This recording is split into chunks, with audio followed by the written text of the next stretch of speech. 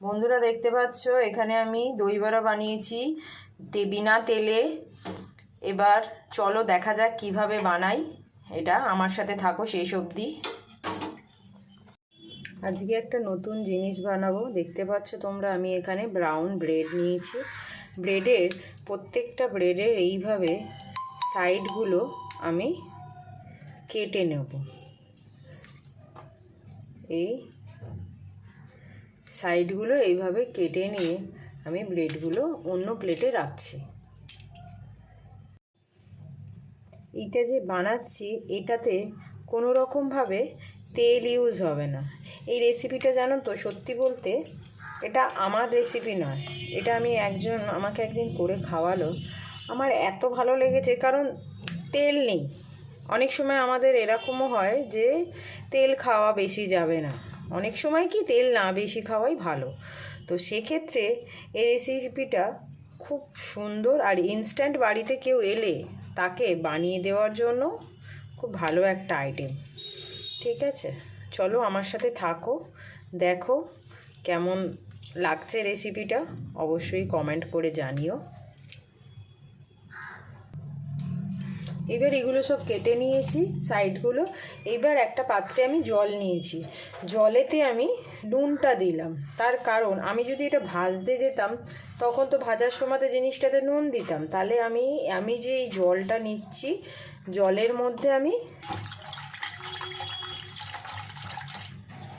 এই ব্রেডগুলো ভিজিয়ে দেবো।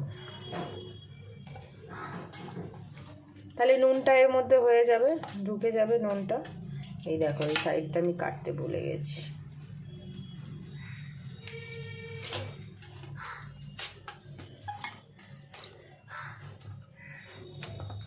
দেখতে পাচ্ছ সঙ্গে সঙ্গে ভিজে গেল। এবার যেই ভিজে যাচ্ছে আমি এটাকে তুলে নেব। এই যে যখন আমি তুলছি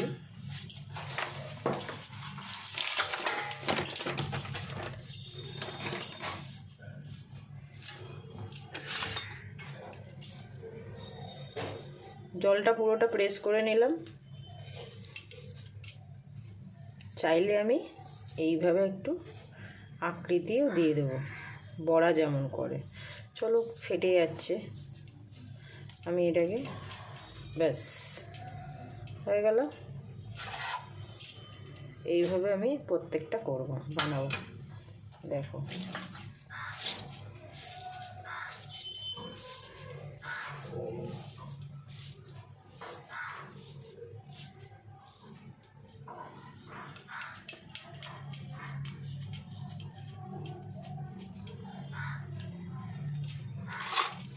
চেষ্টা করি তো একটু ওরা যেমন গোলটা করে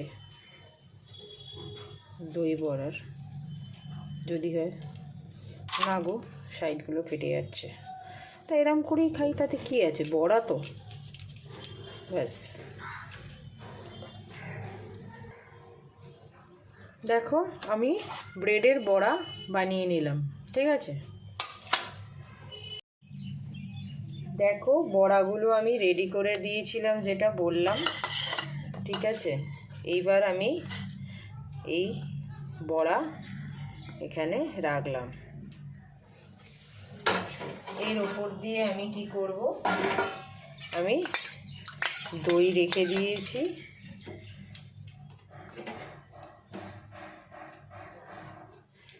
দই বানিয়ে নিয়েছি। আমি চিনি খাই না, তার জন্য গুড় দিয়েছি। যারা চিনি খাও চিনি দেবে, একটু সামান্য নুন দেবে। ওপর থেকে দই দিয়ে দিচ্ছি।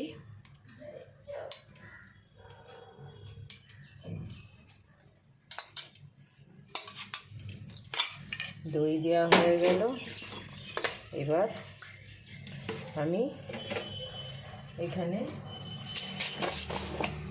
একটু চাট মশলা দিয়ে দেবো।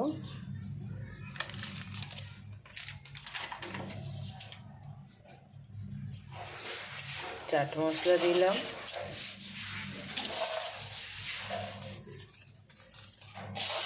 সেও ভাজা দিয়ে দিলাম, আর সস দিয়ে দিলাম। গার্নিশের জন্য একটু ধনেপাতা দিয়ে দিলাম। দেখতে পাচ্ছ আমাদের দই বড়া রেডি। এটা হচ্ছে ইনস্ট্যান্ট দই বড়া, কোনো তেল নেই। দেখো এইভাবেই তোমরা বানাও। লাইক, শেয়ার অ্যান্ড সাবস্ক্রাইব করো, আমার সাথে থাকো। যদি আরও তোমাদের কাছে কোনো টিপস থাকে আমাকে জানিও।